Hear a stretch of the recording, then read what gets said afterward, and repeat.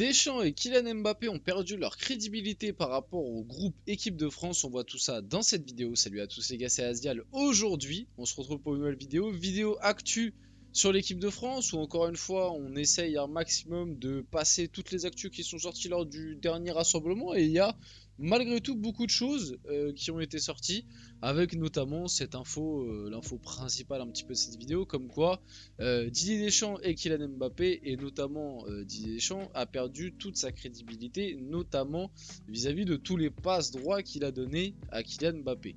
Donc on va voir tout ça dans cette vidéo. On va essayer de ne pas faire trop long, parce que finalement ça rejoint un petit peu tout ce qu'on dit depuis un moment, et on va dire c'est que la suite logique de tout ce qu'on annonçait et tout ce qui est sorti ces derniers temps.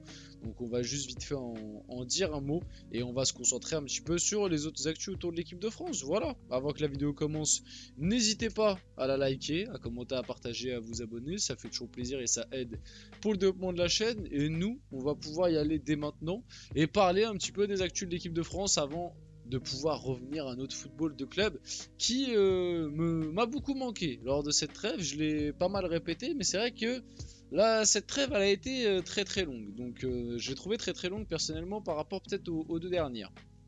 Donc Didier Deschamps a perdu en crédibilité auprès de ses joueurs. Les passes droits accordées à Mbappé ne sont pas passées inaperçues chez les Bleus.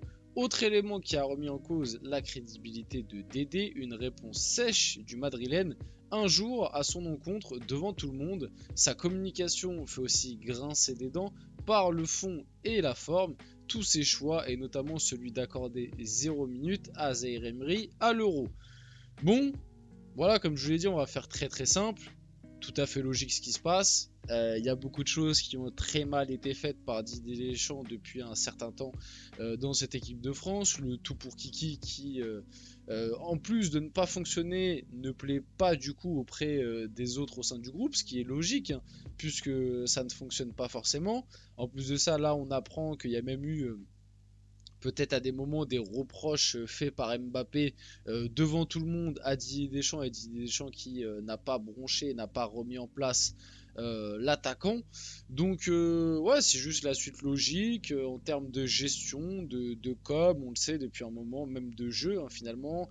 On l'a entendu aussi, à l'entraînement c'est pas forcément dingue, tactiquement ça travaille pas grand chose. Bref, ça fait un moment que Didier Deschamps est remis en question et que sa crédibilité a pris un sacré coup.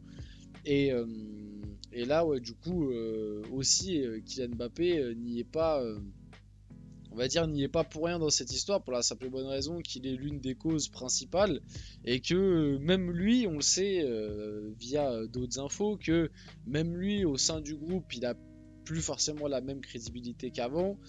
Donc voilà, tout ça fait qu'on arrive à la situation actuelle qui était largement envisageable, et on va dire si tu t'intéresses bien à l'actu de l'équipe de France depuis pas mal de temps, tu pouvais te douter de tout ça. Maintenant, malgré tout, on sait très bien que Deschamps ne bougera pas. Comme je vous l'ai dit, pour moi, peut-être l'une des peut-être seules solutions pour que Didier Deschamps bouge de cette équipe de France, c'est que soit de lui-même il parte, ou alors un réel gros clash avec Mbappé. Pour moi, il n'y a que Mbappé qui aurait potentiellement le pouvoir et l'influence de faire partir un Didier Deschamps de l'équipe de France. Sinon, à part ça, je vois pas Didier Deschamps bouger d'ici la Coupe du Monde 2026.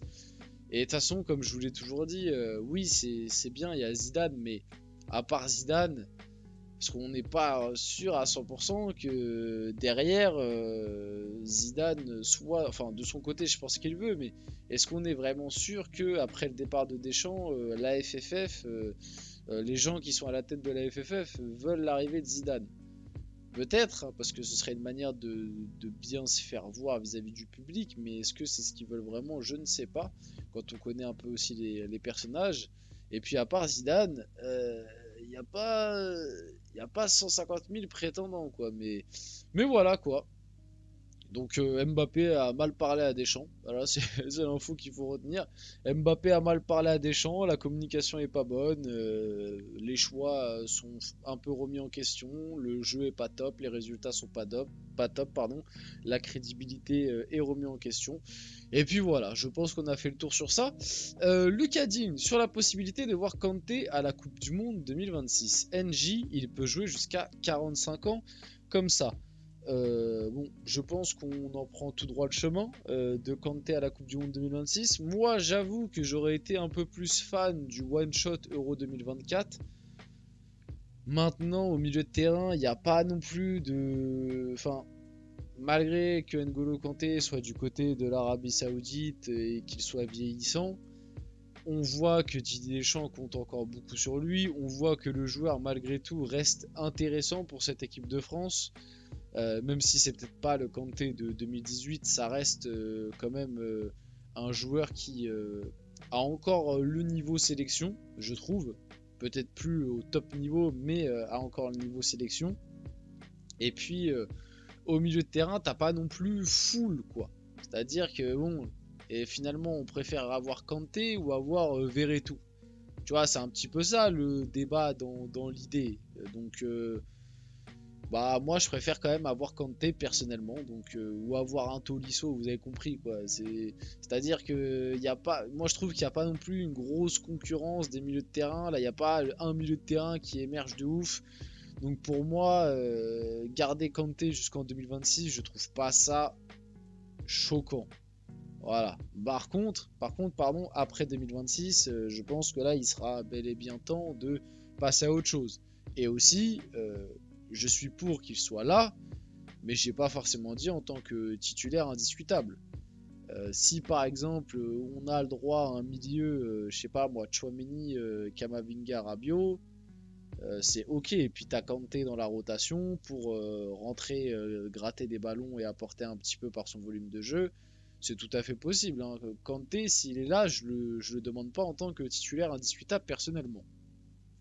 D'ailleurs, le bel hommage de Lucas Digne pour N'Golo Kanté, il est incroyable, c'est quelqu'un d'humble, qui est travailleur, il est parti chercher tout ce qu'il a aujourd'hui et c'est juste fabuleux ce qui lui arrive.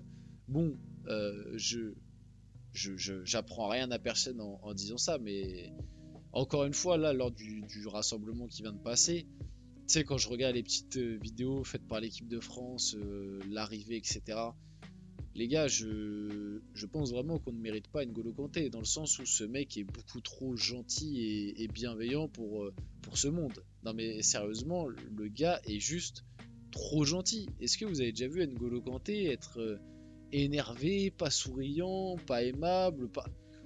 Le mec, c'est la bienveillance incarnée, quoi. C'est complètement dingue. En plus de ça, il est aussi encore bon sur le terrain. Franchement, c'est trop dur de critiquer ou de détester ce mec, tellement il est gentil et sympa, quoi. Donc bref, voilà, c'est ma petite analyse. Voilà, j'apprends rien à personne, je pense, en disant ça, mais c'est juste que, encore une fois, ça m'a bluffé lors de ce rassemblement. L'envie de venir en équipe de France de Ferland Mendy a été anéantie par son temps de jeu à l'Euro. Carrière internationale terminée. Bon, franchement, j'ai envie de dire, est-ce que la carrière internationale de Ferland Mendy a vraiment commencé un jour? Je sais même pas combien de sélections il a exactement. Tout ce que je sais, c'est que la plupart des sélections qu'il a, ça n'a pas forcément compté. Ou alors c'était dans des cas extrêmes. Je sais pas. Je sais pas réellement l'histoire, mais la chose que je sais, c'est qu'il y a eu un truc entre Ferland Mendy et Didier Deschamps. Je sais pas si c'est par rapport à des histoires extrasportives, si c'est par rapport à la relation entre les deux ou quoi, mais il s'est forcément passé un truc, et de toute façon, il y a un petit peu des échos par rapport à ça. On sait pas vraiment ce qui s'est passé, mais dans le milieu, tout le monde est d'accord pour dire qu'il y a un truc entre les deux hommes qui passe pas. Donc, ouais, à l'Euro, Ferland Mendy sortait d'une très bonne forme avec le Real. Il a joué 0 minutes. Voilà, depuis pas sélectionné. Enfin, il a simulé un peu une blessure comme l'a fait Mbappé lors du rassemblement de septembre, si je me trompe pas, lui c'était. Parce que le Real Madrid lui avait demandé. Mais bon, depuis pas sélectionné. En plus, là, Lucas Digne a marqué des points. Bon, après Ferland Mendy sous le maillot de l'équipe de France, il a jamais non plus été transcendant quoi. Mais après, est-ce qu'il a été mis dans les meilleures dispositions et tout, compliqué. Bon, honnêtement compliqué. Pourtant, sur le papier, Ferland Mendy, c'est un latéral qui, je pense, plairait vraiment purement footballistique. Je pense que Ferland Mendy correspond plus à ce qu'aimerait Didier Deschamps qu'un Théo Hernandez par exemple, ou même qu'un Lucas Digne. Ferland Mendy, il est meilleur défensivement que les deux autres. Et c'est un style de défenseur qui, ouais, je pense, plairait plus à Deschamps. Mais comme je vous le dis, pour moi, je pense qu'il s'est passé un truc extra sportif qui fait que on en est à cette situation là quoi. On finit la vidéo là-dessus. J'espère que cette vidéo vous a plu. Si c'est le cas, n'hésitez pas à la liker, commenter, partager et vous abonner. Les gars, c'était Asial. On se retrouve très rapidement pour une prochaine vidéo.